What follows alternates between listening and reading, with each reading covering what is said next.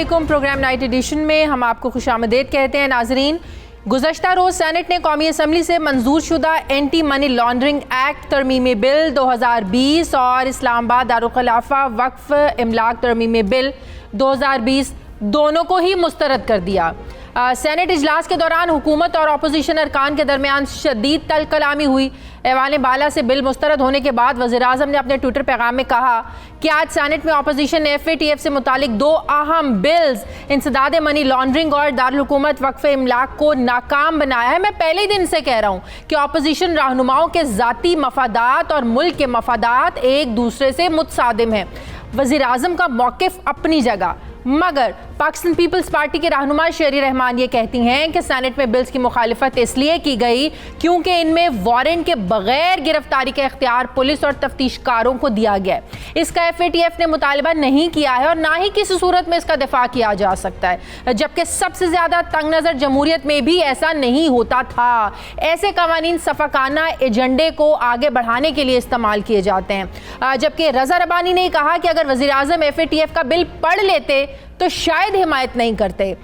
फिर एहसन इकबाल के मुताबिक FATF के नाम पर पाकिस्तान को फाशिस्ट रियासत और इमरान खान को पाकिस्तान का कहते हैं कि हम हिटलर नहीं बनने देंगे। तारीख हमें ये बताती है नाजरीन कि पाकिस्तान जून 2018 से FATF की ग्रे लिस्ट में मौजूद है। हमाद अजहर के मुताबिक पाकिस्तान को सख्त तरीन शराइत पर मबनी 27 निकाती एक्शन प्लान दिया गया, लेकिन आज हम 27 में से 14 शराइत को पूरा कर चुके हैं, जबकि बाकी 13 नुकात पर इस साल ज्वाइंट ग्रुप का एक्शन प्लान मुकम्मल कर लेंगे। अब सवाल ये है कि क्या मनी लॉन्ड्रिंग बिल पर अपोजिशन के तहफ़्फ़ुज़ात वाकई दुरुस्त हैं? मनी लॉन्ड्रिंग बिल के मुस्तरद होने के पाकिस्तान पर क्या असरात मुरतब होंगे? जबकि सेनेट में मनी लॉन्ड्रिंग बिल की मंजूरी के मामले पर हुकूमत की शिकस्त अपनी जगह कह लें या नाकामी कह लें, जो अपोजिशन कह रही है, मगर दूसरी तरफ हुकूमत नवाज शरीफ की वापसी का मिशन जो है वो शुरू कर चुकी है। विफाकी काबीना के इजलास में ये फैसला किया गया कि मियां नवाज शरीफ को वतन वापस लाने के लिए तमाम इकदाम उठाए जाएंगे। नवाज शरीफ की जानिब से अदालत में बीमारी को उज़र बनाकर जमानत की दरख्वास्त की गई थी। इस हवाले से अपोजिशन लीडर मियां शहबाज शरीफ की जानिब से भी ये गारंटी दी गई। 19 से 21 फरवरी 2020 तक ज़ाती समात के लिए 3 मौके फराहम किए गए, लेकिन मियां नवाज शरीफ ना तो खुद पेश हुए और ना ही कोई मेडिकल रिपोर्ट्स पेश की गई। नवाज शरीफ की मेडिकल रिपोर्ट्स ने नून लीग और हुकूमत के दरमियान अब एक नया तनाज़ा खड़ा कर दिया, जबकि हुकूमती के कुछ लोग कह रहे हैं कि नवाज शरीफ की मेडिकल रिपोर्ट्स जाली थी, कुछ कह रहे हैं कि रिपोर्ट्स में कोई जालसाजी नहीं हुई है। अब हुकूमत इन तमाम चैलेंजेस से कैसे निपटेगी? मुझे ज्वाइन किया प्रोग्राम में आज वफाकी वज़ीर कानून बैरिस्टर फ़रोग नसीम साहब ने। अस्सलाम वालेकुम, बहुत बहुत शुक्रिया फ़रोग नसीम साहब वक्त देने के लिए, थैंक यू। फ़रोग नसीम साहब, कल जो सेनेट में हुआ, जो तल कलामी हुई, फिर जो दोनों तरफ से ज़बान इस्तेमाल की गई, ऐसा नहीं होना चाहिए था। फिर जो सेनेट में दो बड़े अहम इम्पॉर्टेंट बिल अपोजिशन ने मुस्तरद किए और कह रहे हैं कि जी आप लोगों ने उन शिकों को शामिल किया जो FATF ने तो मुतालबा किया नहीं था कि बग़ैर वारंट गिरफ्तारी जो है ना वो आप हक दे दें पुलिस को भी और तफ्तीशी जो इदारे हैं उनको भी।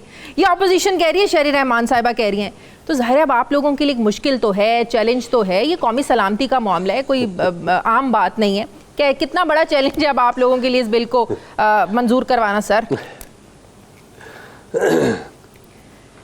एक तो वालेकुम सलाम और थैंक यू वेरी मच। आपकी बड़ी मेहरबानी, आपकी चैनल की मेहरबानी कि आप मुझे बुलाते हैं, थैंक यू वेरी मच। दूसरी बात यह है कि अपोजिशन ने जो इसके अंदर ऑब्जेक्शन सामने रखा है, इससे तो बहुत ही काम गवर्नमेंट का आसान हो जाता है। अपोजिशन ने ये कहा है कि क्योंकि FATF की ये रिक्वायरमेंट नहीं थी आमला की एंटी मनी लॉन्ड्रिंग लेजिस्लेशन की, और FATF की ये रिक्वायरमेंट नहीं है कि विदाउट वारंट अरेस्ट हो, और लिहाजा ये बड़ा गलत किया और ये कॉन्स्टिट्यूशन के ख़िलाफ़ है और ये कानून के ख़िलाफ़ है। और एक्चुअली राजा परवेज़ अशरफ मेरा बड़ा अच्छा है, उनसे ताल्लुक़ रिश्ता है, प्यार करते हैं, मुझसे बड़े भाई हैं मेरे, तो उनकी भी objection floor of the house में ये थी और मैंने फ्लोर ऑफ द हाउस में भी उनको रिस्पॉन्ड किया। और वो बात ये है कि जो पाकिस्तान के कवानीन है, CRPC है, CRPC एक बुनियादी क्रिमिनल लॉ का, क्रिमिनल प्रोसीजर का कानून है, उसके अंदर ये मौजूद है कि बाज़ ऑफेंसेस ऐसे हैं जिनको विदाउट वारंट अरेस्ट पुलिस कर सकती है। तो जब CRPC में ऐसे ऑफेंसेस मौजूद हैं, और कितने सारे ऑफेंसेस हैं, तो ये थोड़ा सा हमारे ऑपोजिशन के भाई बहन थोड़ी सी स्टडी कर लें, मुझसे ही पूछ लें, मेरा तो बड़ा अच्छा ताल्लुक़ है उनसे, मैं बता दूंगा उनको कि ये जो आपको ऑब्जेक्शन है कि कॉग्निजेबल और नॉन कॉग्निजेबल ऑफेंस का जो डिस्टिंक्शन है और विदाउट वारंट अगर अरेस्ट हो जाएगा तो ये कॉन्स्टिट्यूशन की वायलेशन होगी और ये फैशिस्ट स्टेट बन जाएगी, तो ये CRPC तो पिछले 125 साल से 150 साल से चल रहा है और उसमें जितनी भी हुकूमतें आई हैं पाकिस्तान की और इंडिया की, वो सारे के सारे यही CRPC वहाँ मुरव्वज है। तो ये कहना कि ये कॉग है और नॉन कॉग है, उसमें फ़र्क क्या है? कॉग्निजेबल ऑफेंस और नॉन कॉग्निजेबल ऑफेंस, एक में विद वारंट गिरफ्तारी होती है, एक में विदाउट वारंट गिरफ्तारी होती है, और ये CRPC में 150 साल से मौजूद है। और ये दुनिया जहां में भी ऐसे ऑफेंसेस हैं, अमेरिका में, इंग्लैंड में और कनाडा में, और ये कहना कि अगर विदाउट वारंट गिरफ्तारी होगी तो ये कॉन्स्टिट्यूशन की वायलेशन है और कानून की वायलेशन है, तो फिर बुनियादी कानून फिर थोड़ा सा रिफ़्रेश कर ले। मैं ये नहीं कहूँगा कि आपको आता नहीं है, रिफ़्रेश कर ले, ऐसा है नहीं, पहली बात। दूसरी बात जो एक ऑपोजिशन की तरफ से देखिए, मीडिया को ये चीज़ें इस तरह पता नहीं चलती जब तक कि मीडिया को बताया नहीं जाए। और मीडिया में जब उन्होंने ये कह दिया कि फैटफ की ये रिक्वायरमेंट नहीं है इस किस्म के लॉ पास करना जिसमें विदाउट वारंट मनी लॉन्ड्रिंग में गिरफ्तारी हो, तो मेरा ख्याल यही है कि या तो उन्होंने ख़ुद फैटफ के जो रिक्वायरमेंट्स हैं ना तो पढ़े हैं, ना उनको आगही है, या अगर आगही है तो वो सही बता नहीं रहे। देखिए, इसमें ऐसा हुआ था कि फैटफ के जितने भी राउंड्स हुए हैं, चाहे वो APG ग्रुप हो या और भी जितने ग्रुप्स हैं, तो उसमें फिर पाकिस्तान ने बाकायदा तौर पे कंसल्टेंट, फ़ॉरेन कंसल्टेंट है, उसको इंगेज किया। उस फ़ॉरेन कंसल्टेंट की पाकिस्तान की और फैटफ वालों की अपनी रिपोर्ट्स हैं जिसके अंदर ये तमाम चीज़ें क्लैरिटी से जिन पॉइंट्स को पाकिस्तान ने कवर करना है, तो एक भी ऐसा लॉ या शिक नहीं है जिसके लिए ये कहा जाए कि ये फैटफ की रिक्वायरमेंट नहीं है। तो ये बड़ा इम्पोर्टेंट बिल है, माइक्रोफोन है। फरूक साहब, फैटफ के मेन मुतालिबात में एक मुतालबा है, शर्त है कि आप मनी लॉन्ड्रिंग को रोके, तो क्या अब इनकी बिल की मंजूरी के लिए ये सोचा जाए, समझा जाए कि अपोजिशन के कुछ मुतालिबात हैं पसे पर्दा, जिसको आप लोग हमेशा हुकूमत NRO से जोड़ती है और जिसका नतीजा कल हम लोगों ने देख लिया, उन्होंने बिल्स को मंजूर नहीं होने दिया? देखिए, मैं आपसे गुजारिश करूं कि जहां तक कि मेरी ज़ात का ताल्लुक़ है, तो मैं तो हमेशा ऑपोजिशन के हमारे जो कॉलीग्स हैं उनका बड़ा मोतरफ़ रहा हूं। और हर तरह से मैंने उनका एक ब्रीफ होल्ड किया है, कभी उनसे कोई बदतमीज़ी का या कोई ऐसा रिश्ता नहीं रहा और बड़ा एक प्यार का रिश्ता रहा है। लेकिन मैं ये बात कहने पे मजबूर हो गया कि सेनेट में ये बिल्स रिजेक्ट करके अपोजिशन ने अपने आप को बिल्कुल एक्सपोज कर दिया। ये शायद उनकी एक गलत स्ट्रेटजी थी और शायद हमारी एक बेहतर स्ट्रेटजी थी। और स्ट्रेटजी क्या थी? हम तो सच पे खड़े हुए थे कि ये देखिए आप पास करें।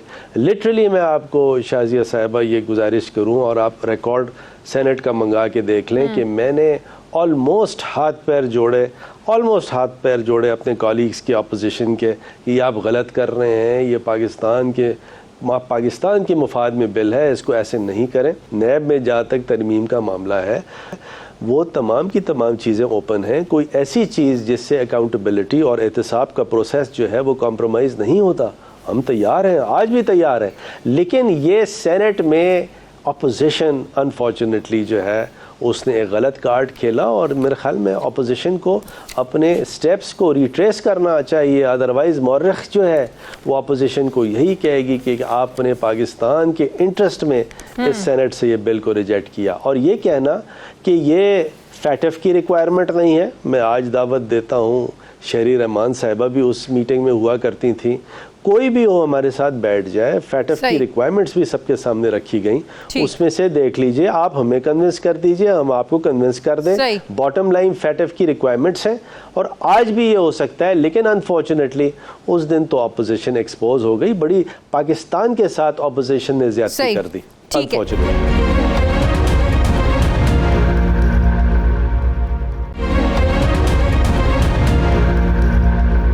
बड़ा मसला हुकूमत के लिए दर्द सर बना हुआ है। वो है नवाज शरीफ की वापसी का। अब समझ नहीं आती इस हुकूमत के लिए बड़ा मसला कौन सा है, कराची के मसाइल को हल करना या नवाज शरीफ को वापस लेके आना। अब दोनों मसाइल पे ज़रा मैं बारी बारी आपसे बात करूंगी। अब वफाकी काबीना के जो फैसले फ़ारूक साहब के नवाज शरीफ को वापस लाने के लिए हर तरह के इकदाम उठाए जाएंगे। NRO के हवाले से कहते हैं जी हम लोग ब्लैकमेल नहीं होंगे। क्या ऑप्शंस क्या हैं, कैसे ला सकते हैं? डार साहब को ला नहीं सके, फिर आपको पता है MQM लंदन के कायद को ला नहीं सके, हसन हुसैन को ला नहीं सके। नवाज शरीफ को कैसे कानूनी तौर पर ऑप्शंस क्या हैं आप लोगों के पास, कैसे? देखिए मैं आपको थोड़ा सा फ़र्क बताऊं और थोड़ी सी इसके अंदर जो एक्चुअल बात हुई है वो क्या है। बात सिर्फ इतनी है कि अगर अदालत ने ये ऑर्डर दिया है कि नवाज शरीफ साहब जो हैं वो सख्त बीमार थे और जो हमारे सामने रिपोर्ट्स आई थी वो जाली थी या जाली नहीं थी वो तो बहस दूसरी है, लेकिन जितनी रिपोर्ट्स हमारे पास आई थी उससे तो ये साबित होता था कि नवाज शरीफ साहब सख्त बीमार हैं और उनके डॉक्टर्स जितने थे उन्होंने आके यही कहा। तो लिहाजा in the line of human rights और ह्यूमैनिटेरियनिज्म गवर्नमेंट ने ये उनको जाने दिया। अब जाने के बाद अगर वो सेहतियाब हो गए हैं तो उनको खुद वापस आ जाना चाहिए, क्योंकि इसमें अदालती ऑर्डर है। अदालती ऑर्डर ने इसमें नवाज शरीफ साहब की, शहबाज शरीफ साहब की, दोनों की अंडरटेकिंग्स उसके अंदर एफिडेविट लिए हुए हैं और अगर वो नहीं आएंगे तो एक कंटेम्प्ट ऑफ कोर्ट हो जाएगा। और मैं गुजारिश करूं कि कंटेम्प्ट ऑफ कोर्ट के साथ साथ अदालत ने अपने ऑर्डर में ये लिखा था कि वो अपनी पीरियडिकली अपने मेडिकल रिपोर्ट सबमिट करेंगे। फिर साथ साथ जो पाकिस्तान हाई कमीशन वहाँ है, वहाँ का अफसर जो होगा वो बाकायदा वहाँ उसको इनवाइट किया जाएगा, वो मॉनिटर करेगा, वो अपनी तसल्ली करेगा। तो ये तमाम चीज़ें नहीं हुई, तो ये तो एक क्लियर कट कोर्ट के ऑर्डर की वायलेशन है। और देयरफॉर इमरान खान साहब ने कहा कि देखिए अगर कोर्ट के ऑर्डर की वायलेशन है तो ये हमें कोई डिस्टिंक्शन नहीं करना चाहिए बिटवीन वन कॉन्विक्ट या one accused and the other. तो पाकिस्तान की गवर्नमेंट जो है उसका कोई ऐसा एजेंडा नहीं है कि वो हर हालत में नवाज शरीफ साहब को घसीट के लेके आए या क्या, लेकिन कोर्ट के ऑर्डर की कंप्लायंस करने के लिए, ताकि अदालतों का कोर्ट के ऑर्डर की कंप्लायंस यही ना, तो इसको इम्प्लीमेंट कैसे कराएंगे फ़ारूक नसीम साहब? अगर पाकिस्तानी हुकूमत बरतानवी हुकूमत से दरखास्त करती है कि भाई मियां नवाज शरीफ को वापस भेजा जाए, तो इज दिस ट्रू कि इससे पहले बरतानवी होम सेक्रेटरी जो हैं उनसे रुजू करना होगा, उनकी रजामंदी लेनी होगी, अब वहाँ पर साबित करना होगा कि जो हुकूमत पाकिस्तान कह रही है वो दुरुस्त है? ये इतना कोई आसान प्रोसीजर नहीं है कि नवाज शरीफ को एक नोटिस भेज देंगे बरतानवी हुकूमत को और वो आप लोगों के कहने पे भेज देंगे उनको, ऐसा नहीं होगा। Long procedure. देखिए कोई चीज़ ना आसान है ना कोई चीज़ मुश्किल है, लेकिन इसकी जो स्ट्रेटेजी है वो मैं आपको नहीं बताऊंगा। अच्छा, नहीं लाना तो है ना लाने के लिए तो संजीदा है ना हुकूमत। देखिए मैं गुजारिश करूं, नहीं कम मैं तो कानूनी तौर पे पूछ रही हूँ ना। कैबिनेट का डिसीजन है, ठीक है, मैं कानूनी तौर पे आपको, देखें कैबिनेट का एक डिसीजन है, कैबिनेट का डिसीजन है, अदालत का डिसीजन है, लेकिन इसकी स्ट्रेटजी क्या होगी या क्या होनी चाहिए तो मेरा नहीं ख्याल कि मैं इसको कोई डिस्क्लोज करना चाहता हूँ। मेरे ख्याल में देखिए अब कैसे इवेंट्स जो हैं आगे कैसे चलते हैं, चलें देखते हैं कैसे हुकूमत कामयाब होती है नवाज शरीफ साहब को वापस लाने पे। आपका ताल्लुक कराची से है फ़ारूक साहब, ये जो कराची का हाल हो रहा है बारिशों के बाद, क्या ये कराची पीपल्स पार्टी को तो हर कोई मौरूद इल्ज़ाम ठहराता है, इसमें कोई शक नहीं है, ठीक है, अभी भी विफाक ने NDMA से कहा, अब फ़ौज वहाँ पर जो है ना वो हेल्प कर रही है। क्या हर साल कराची में ऐसे ही होता रहेगा? आर्टिकल 149 की बातें की गई, गवर्नर राज की बातें की गई, विफाक कैसे इंटरफेयर कर सकता है? NDMA को तो भेज दिया, अब क्या पीपल्स पार्टी के सर पर लोग कहते हैं हम बैठे रहेंगे तो अगले 10 साल भी हर साल ऐसे ही होगा बारिशों में? तो क्या हाल है कराची के मसाइल का? आपका तो खुद ताल्लुक कराची से है।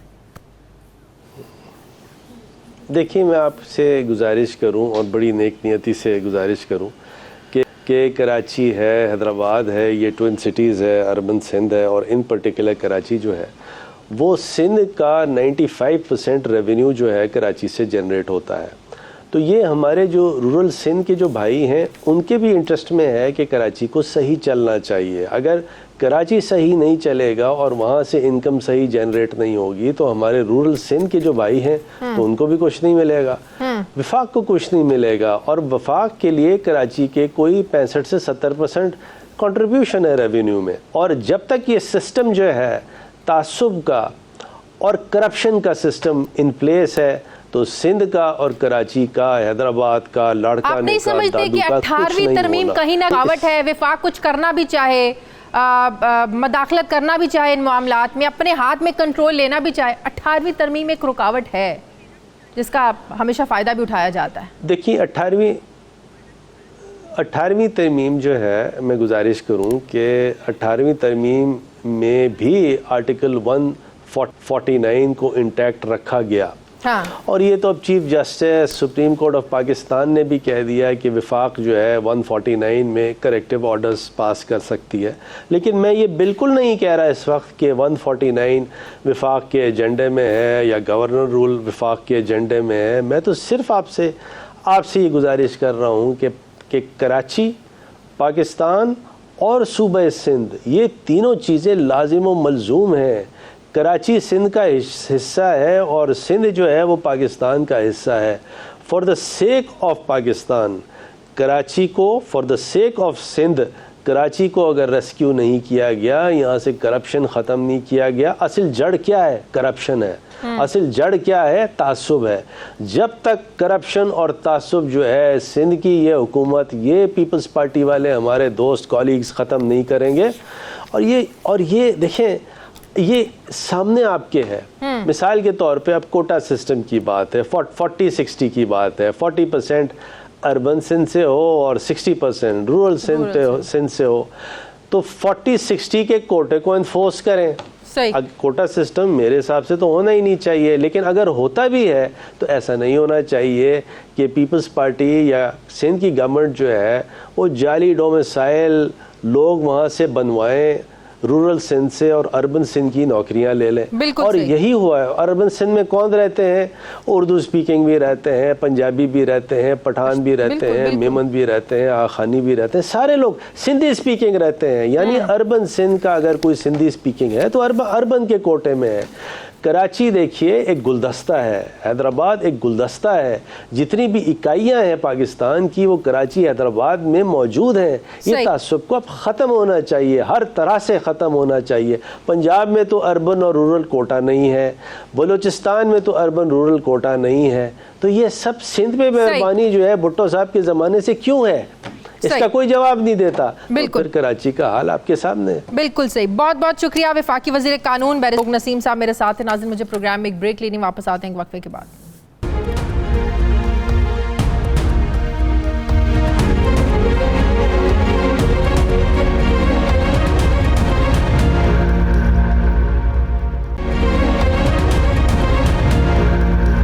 ब्रेक के बाद एक बार फिर से आपको खुशामदीद कहते हैं। नाज़रीन, कराची के दावेदार तो बहुत से हैं, लेकिन सब आवाम को मसाइल हल करने के नाम पर ट्रक की बत्ती के पीछे हमेशा से लगाए हुए हैं। कराची के आवाम को कभी घरों पर साफ़ पानी मुहैया करने, तो कभी टैंकर माफिया से निजात दिलाने का लॉलीपॉप दिया जाता है, तो कभी गटर के गंदे पानी से जान छुड़ाने के वादे किए जाते हैं, कभी कूड़ा करकट ठिकाने लगाने की बातें की जाती हैं, तो कभी नालों को साफ़ करने की, कभी बारिशों के बाद सड़कों पर पानी ना जमा होने के दावे किए जाते हैं, तो कभी लोकल ट्रेन का पहिया चलाने के वहाँ के आवाम को ख्वाब दिखाए जाते हैं, तो कभी वफाक और सिंध के तीन नुमाइंदों पर मुश्तमिल मुश्तरका कमेटी बनाकर आवाम को यास और उम्मीद दिलाई जाती है कि उनके मसाइल हल हो जाएंगे, लेकिन अमली तौर पर ऐसा होता हुआ नजर नहीं आता। कराची में जारी बारिशों के छठे स्पेल ने तबाही मचा दी है, जिससे ये वाज़ेह हो गया है कि कराची सबका है, लेकिन शायद कराची का कोई नहीं है। कराची में हर तरफ पानी ही पानी है। हुकूमती दावे भी लगता है कि पानी में बह चुके हैं। बारिश का सिलसिला आज सुबह से किसी हद तक थम तो गया है, लेकिन अभी भी मज़ीद बारिशों का इम्कान है। महकमा मौसमियात के मुताबिक 29 और 30 अगस्त के दौरान सिंध में एक और मानसून स्पेल आने के इम्कान हैं। वज़ीर आला सिंध ने कराची में रेन इमरजेंसी भी नाफिज कर दी है। वज़ीर आज़म ने शहर कायद में बारिश के बाद की सूरत हाल का नोटिस लेते हुए वफाकी इदारों को कराची के शहरियों को हर मुमकिन रिलीफ फराहम करने की हिदायत की है, जबकि पाक फौज ने कराची में रिलीफ एंड रेस्क्यू ऑपरेशन शुरू कर दिया है। Army chief general Qamar Javed Bajwa ने कोर कमांडर कराची को शहर कायद और अंदरून सिंध में हालिया बारिशों से मुतासरा आबादी के लिए रिलीफ ऑपरेशन तेज करने की हिदायत की है। DGI-SPR के मुताबिक कराची में आर्मी और रेंजर्स की 70 से ज़ायद टीमें जो हैं इस वक्त इमदादी कामों में मसरूफ़ हैं। वज़ीर-ए-आज़म इमरान खान ने पाक फ़ौज के इक़दामात की तारीफ़ भी की है। गुज़श्ता रोज़ होने वाली तेज़ बारिशों की वजह से गुज्जर नाला ओवरफ्लो हो गया और नाले से कई टन कचरा निकलकर दूर तक फैल गया। गुज्जर नाले पर NDMA के ज़ेरे असर कचरे की सफाई का काम भी मुसलसल जारी था, लेकिन कचरा निकालने का अमल सुस्त रवि का फिर शिकार हो गया था। जबकि बल्दियाती इदारों और सिंध हुकूमत की जानिब से भी नालों की सफाई के दावे तो किए जा रहे थे, लेकिन बारिश के पानी ने सबके पोल खोल कर रख दिए। दूसरी तरफ बिजली की बंदिश ने भी शहरियों से चैन छीन लिया है, लोगों का सुकून छीन लिया। गुज़श्ता जुमे को होने वाली तूफ़ानी बारिश के 6 रोज़ के बाद भी सरजानी टाउन और न्यू कराची के मुख्तलिफ इलाके बिजली से महरूम हैं, जबकि गुलिस्तान जोहर, गड्डाप और बिन कासिम टाउन में गुज़श्ता 3 रोज़ से बिजली की फराहमी मुअत्तल है। मामूलाती ज़िंदगी वहाँ पर लोगों के जो है ना वो ठप होकर रह गए हैं। हालिया बारिशों ने लाखों शहरियों के घर तबाह कर दिए हैं। पानी के सैलाबी रेले गरीब मकीनों का सब कुछ बहा कर ले गए। मार्केट से जो है ना वो मार्केट्स बंद हो गई हैं, दुकानों में पानी दाखिल होने की वजह से लोगों का अरबों का नुकसान हो रहा है। जबकि इस साल जारी मॉनसून सीजन के अंदर कराची में 30 अफराद करंट लगने, दीवारें छतें गिरने और डूबने की वजह से जान की बाजी हार चुके हैं। कराची में अभी भी सरजानी समेत शहर की बेशतर कच्ची आबादियां और मज़ाफ़ाती और नशेबी जो इलाके हैं वहाँ पर पानी खड़ा है। आखिर क्या है कराची के मसाइल का हल? दावे तो हर कोई करता है, लेकिन हल होता हुआ नज़र नहीं आता है। मुझे ज्वाइन किया है MQM पाकिस्तान के रहनुमा ख्वाजा इजहारुल हसन साहब ने। अस्सलाम वालेकुम, बहुत बहुत शुक्रिया ख्वाजा साहब आपका। ख्वाजा साहब, इस वक्त रेन इमरजेंसी नाफिज की हुई है। पिछला स्पेल आया तो विफाक ने NDMA को भेज दिया। अब आप देखें कि फ़ौज जो है ना वो इस वक्त बिल्कुल इमदादी कामों में मसरूफ़ है। पानी आ रहा है, इतना ज़्यादा पानी है कि लोग वहाँ पर डूब रहे हैं। क्या ये कहा जाए कि इस शहर की हालत की ज़िम्मेदार सिर्फ पाकिस्तान पीपल्स पार्टी है, या कहीं ना कहीं MQM भी ये समझती है कि आप लोग भी पीपल्स पार्टी की हुकूमत का हिस्सा रहे हैं? कराची से एक बड़ा भारी मैंडेट आप लोगों को कराची के अवाम ने हमेशा दिया है। क्या आप लोग भी इस नाकामी में MQM की समझते हैं कि MQM भी कुछ नहीं कर पाई इस शहर के लिए? बहुत बहुत शुक्रिया। मेरा ख्याल है कि आपने जिस तरह का इंट्रो दिया है, इस इंट्रो के नतीजे में मैं आपको सिर्फ एक जुमला बताना चाहता हूँ, वो ये कि ये कलेक्टिव है। और कराची को जितनी तवज्जो 2001 से 2008 में दी गई, जब जनरल मुशर्रफ साहब थे और मीडिया चैनल सब ये कहते थे कि गुज़िश्ता 56 साल में अगर काम हुआ है तो वो कराची में हुआ है, और कराची उस वक्त लाहौर से काफ़ी आगे तरक्की में जा चुका था। लेकिन उस 8 साल के अलावा अब शायद पहली बार दोबारा कराची को वज़ीर-ए-आज़म Pakistan, army chief, corps commander और NDMA, FWO की जानिब से तवज्जो दी जा रही। देखिए, कराची इकनॉमिक हब है। आपने जो तज्जिया खींचा, आपने ये तज्जिया खींचा है पिछले 50 साल का। मैं आपको सिर्फ अपनी एक मिसाल दे रहा हूँ। जब मैं अपने इलाके का कारकुन था तो मेरी पहली ड्यूटी ये लगती थी कि जिनके यहाँ पानी नहीं है, मैं सुबह सुबह टैंकर में लाइन में लगता था, 10 रुपए का टैंकर का टोकन लेता था, और जिसके घर में पानी नहीं है मैं वहाँ टैंकर पहुँचाता था। अच्छा। MQM के जितने जूनियर कारकुनान थे उनकी जिम्मेदारी ये थी कि सुबह सुबह पहले टैंकर पे जाके खड़े हो जाएं ताकि लोगों को पानी पहुंचाएं। मैं कब की बात कर रहा हूँ, जब I was 16। अब आप बताएं, 30-35 साल पुराना मसला आज भी हल नहीं हुआ। अच्छा, अब मसला MQM का क्या है? MQM का कसूर ये है कि MQM हुकूमत में जाती है, जब मुतालबात पूरे नहीं होते तो बाहर आ जाती है। जब बाहर आ जाती है तो या तो उसके खिलाफ 10 साल का ऑपरेशन शुरू होता है, या फिर वो जब उसके दरवाजे पे चल के आते हैं वहीं पे वतन हो जाती है। जब वो बाहर आ जाती है तो वो गैर मुल्की एजेंट हो जाती है, दहशतगर्द हो जाती है। माजी में ये सब होता रहा। अब गुज़िश्ता 12 साल से 12 साल, लेकिन माजी में जो इल्जामात लगते रहे वो साबित भी हुए 4 साल पहले। नहीं, मैं इस पे फिर आपसे लगा भी हम डिस्ट्रैक्ट हो जाएंगे।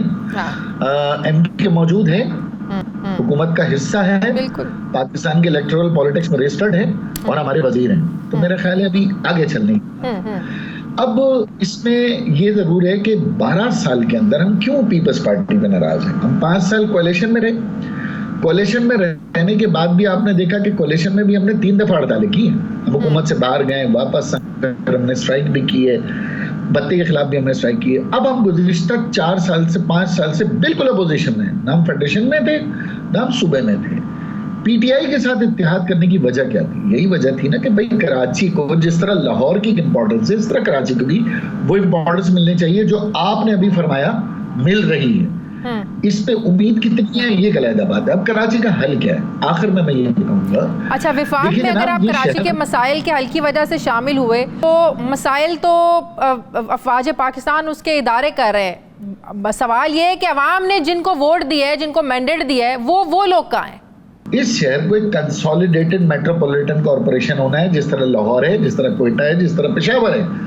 और इस कंसोलिडेटेड चेन ऑफ कमांड के अंदर माली इंतजामी इख्तियार देना है। यानी क्या 4 साल का दौर गुजरा हमारा कि मेयर 1 ग्रेड का चौकीदार भर्ती नहीं कर सकता, यानी मेयर 2 करोड़ से ऊपर की स्कीमें नहीं दे सकता।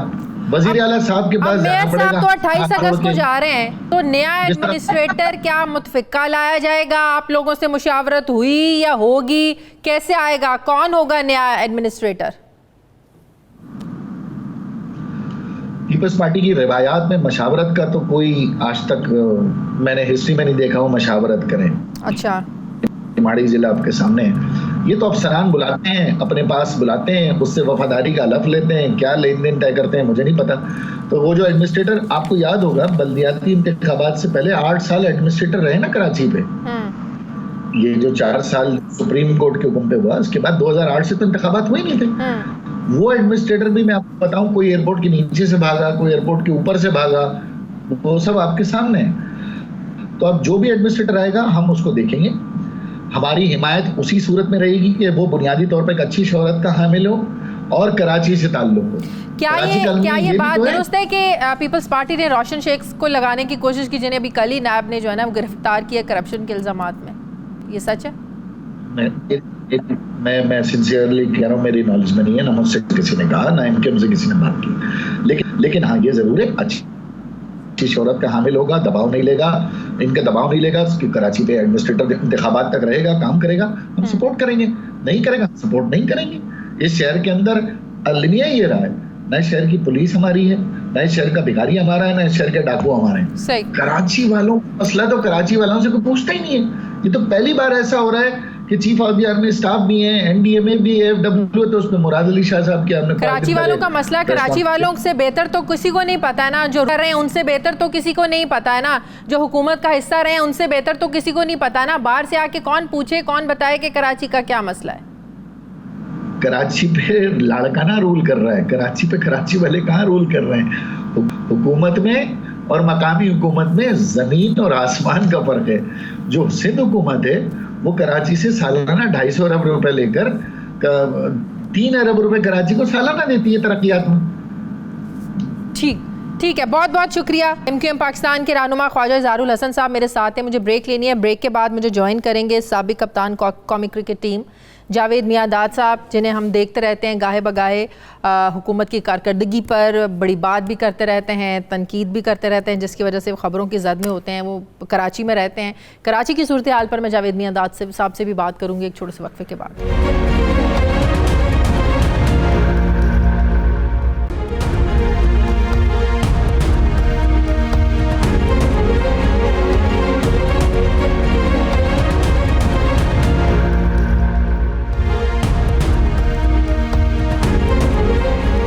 ब्रेक के बाद एक बार फिर से आपको खुशामदीद कहते हैं। मुझे ज्वाइन किया है साबिक कप्तान कौमी क्रिकेट टीम, ज़बरदस्त बल्लेबाज, इनका जो शारजा का एक तारीख़ी छक्का था उसे कौन भूल सकता है, जावेद मियांदाद साहब ने मुझे ज्वाइन किया। अस्सलाम वालेकुम, बहुत बहुत शुक्रिया जावेद मियांदाद साहब आपका।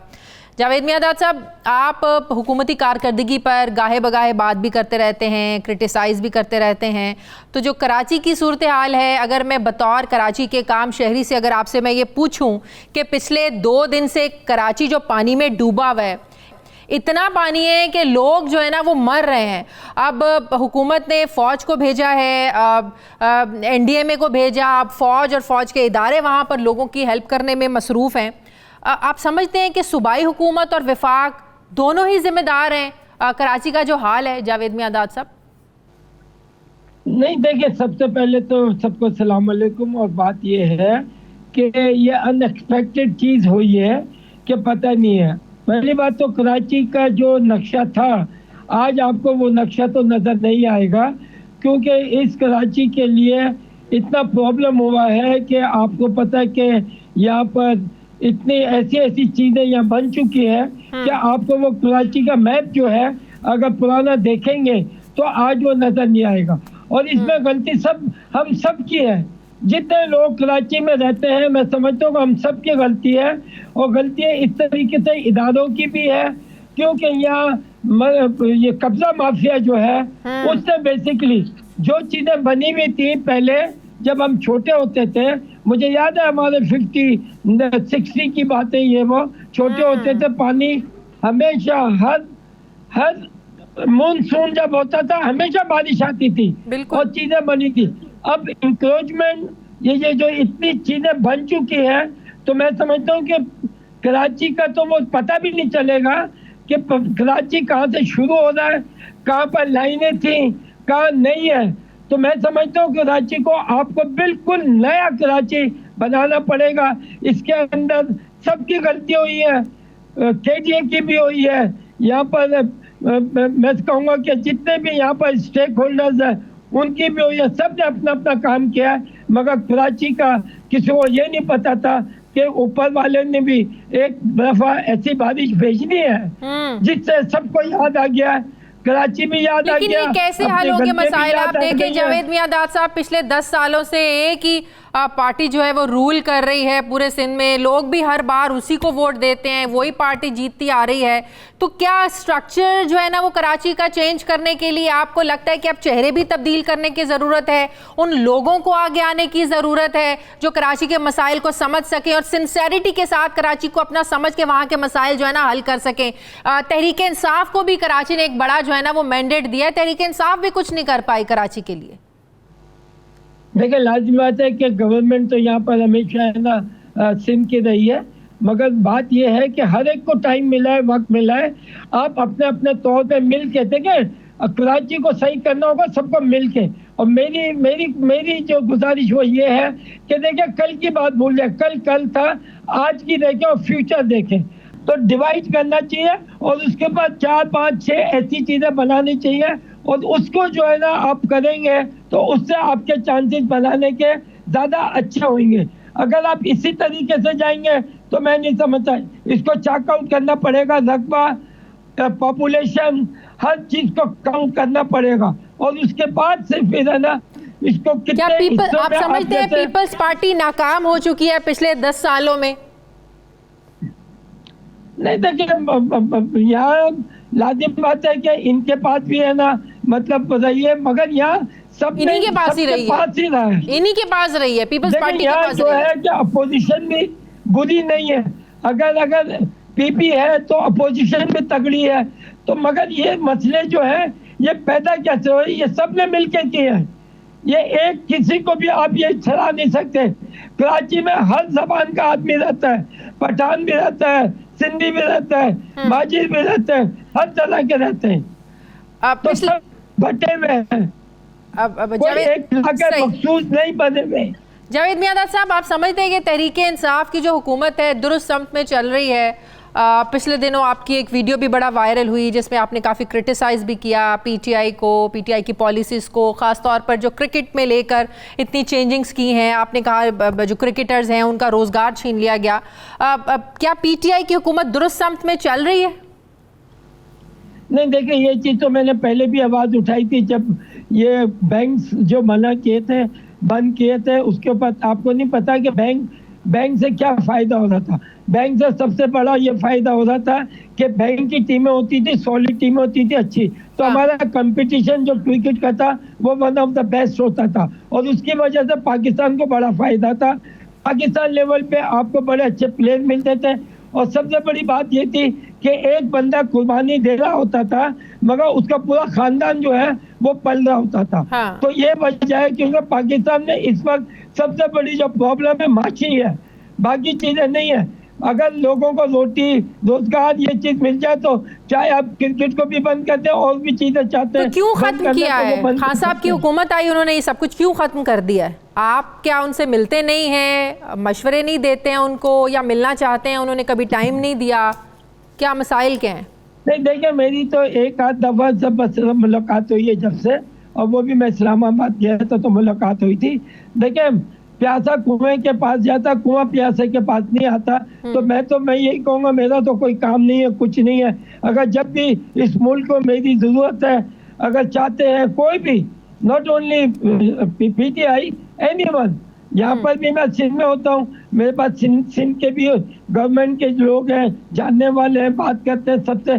तो आई एम फॉर पाकिस्तान की बेस्ट के लिए anybody want my services are available, always available. Imran Khan साहब अच्छे खिलाड़ी तो थे, कामयाब सियासतदान भी आप समझते हैं? बिल्कुल हूँ, मेरे सामने अगर आप बिठा दें इंशाल्लाह अल्हम्दुलिल्लाह, क्योंकि मेरी जो ग्रूमिंग हुई है वो नहीं, मैं इमरान खान साहब की बात कर रही हूँ। वो अच्छे खिलाड़ी तो थे, क्या आप समझते हैं वो अच्छे सियासतदान भी हैं? देखिए, ये तो देखिए एक चीज मिली है, अब उसको प्रूफ करना इमरान साहब का काम है, और मैं उम्मीद करता हूँ कि करना चाहिए। मगर यहाँ पर जो है, देखिए हमारा पाकिस्तान की सियासत जो है ना, कि एक आदमी चढ़ता है तो दूसरा आदमी टांग खींचता है। कभी भी किसी भी पॉलिटिशियन ने एक दूसरे की तारीफें नहीं की है। मैं तो अपनी लाइफ में यही देखता आ रहा हूँ, जब भी हुकूमत आती है तो अपोजिशन होती है, सिवाय गाली के कुछ नहीं होता। हमें सबको अब ये चीजें पुरानी खत्म करनी पड़ेगी, मिल बैठ के। अगर अच्छा कहते हैं अच्छी तारीफ करें, बुरा करते हैं तो बुरे से फिर आदमी अच्छाई भी लेता है। तो सियासत में आने का इरादा है जावेद मियांदाद साहब? जी, सियासत में आने का आपका कोई इरादा है? क्योंकि आप कह रहे थे ना इमरान खान को तो सियासत करनी आती नहीं है। मेरे पास आओ, मैं बताता हूँ सियासत कैसे होती है। मेरे साथ सियासत में आने का नहीं, मगर मैं सियासत में अगर मुझसे कोई भी काम लेना चाहते हैं, मैं उसके लिए हाजिर हूँ। अच्छा, क्योंकि मैं कोई अपनी पार्टी या कुछ नहीं, मगर I want to serve the country. Yes, मेरे पास एक्सपीरियंस है ऑल ओवर द वर्ल्ड का। आई कैन टेल, ये तो हमारा बहुत छोटा सा इंटरव्यू है, कभी अगर आप सही तरह लेंगे तो आई कैन टेल कि हाउ टू, ये पाकिस्तान को किस तरह बना सकते हैं हम लोग। ठीक है, बड़ी चीज है। हाँ, एक आखिरी सवाल। सोशल मीडिया पर यह भी बड़ा क्रिटिसाइज इस चीज़ को किया गया कि पहले आपने हुकूमत पर इतनी ज़्यादा तनकीद की, उसके बाद जब आपके भांजे फैसल इकबाल को क्रिकेट बोर्ड ने अब एक डोमेस्टिक टीम का हेड कोच बना दिया तो आपका रवैया थोड़ा नर्म हो गया, आपने क्रिटिसाइज नहीं किया। तो क्या ये बात दुरुस्त है जो आप पे क्रिटिसिज्म हो रहा है इतना सोशल मीडिया पर? इसको क्लैरिफाई मैं कसम खा के ये कहना चाहता हूँ कि आज तक मैंने पीसीबी को, इनको कभी किसी को डायरेक्टली कभी भी मैंने ना फोन किया ना मैंने बोला। और मुझे अफसोस यही था कि ऐसे टाइम पे चिंगारी देने वाले लोग ये कह रहे हैं मेरी वजह से। और भाई ये तो कब से खेल रहा है, कब से क्रिकेट खेली, ये तो क्वालिफाइड कोच है, ये जितने कोचेज है उनसे ज्यादा अच्छा है, क्वालिफाइड है। ये तो मेरी वजह से बेचारे बच्चे हमारे मर रहे हैं। हमारे पाकिस्तान में हमेशा यही होता है, अगर बाप खेला तो उसके औलाद नहीं। दुनिया में क्रिस कॉर्डे साहब एक खेले क्रिकेट, उसकी नस्ल को देखते हैं कि इसके अंदर जरूर वो नस्ल पाई जाएगी और होती है। तो दुनिया में ब्रीड देखते हैं कि कहाँ पर, और उसको जरूर खिलाते हैं। हमारे मुल्क में संगीत मतलब कि आपकी सिफारिश पर नहीं रखा गया आपके भांजे को? मतलब कि आपकी सिफारिश पे नहीं रखा गया? बिल्कुल नहीं। अगर सिफारिश पे होता था आज तो ये बहुत पहले होना चाहिए था। सही, ठीक है। ना मैं करता हूँ और मैं बिलीव करता हूँ, मैं कभी भी किसी की मैंने अपनी इसी वजह से अपनी औलाद को क्रिकेट नहीं खिलाई, यही वजह से मैंने उसको दूसरी फील्ड में डाला, एजुकेशन में। माशाल्लाह ही वेंट टू अब्रॉड, उसने माशाल्लाह पढ़ा ब्रुनेल यूनिवर्सिटी से, he is been doing his good job and business. सही, ठीक है, बहुत बहुत शुक्रिया। कप्तान कौमी क्रिकेट टीम जावेद मियांदाद साहब मेरे साथ थे, थैंक यू वेरी मच। नाज़रीन, ये था हमारा आज का प्रोग्राम के लिए फीडबैक ज़रूर दीजिएगा, अपना ख्याल रखिएगा। मुझे इजाज़त दीजिए, आपसे मुलाकात होगी कल। अल्लाह हाफ़िज़।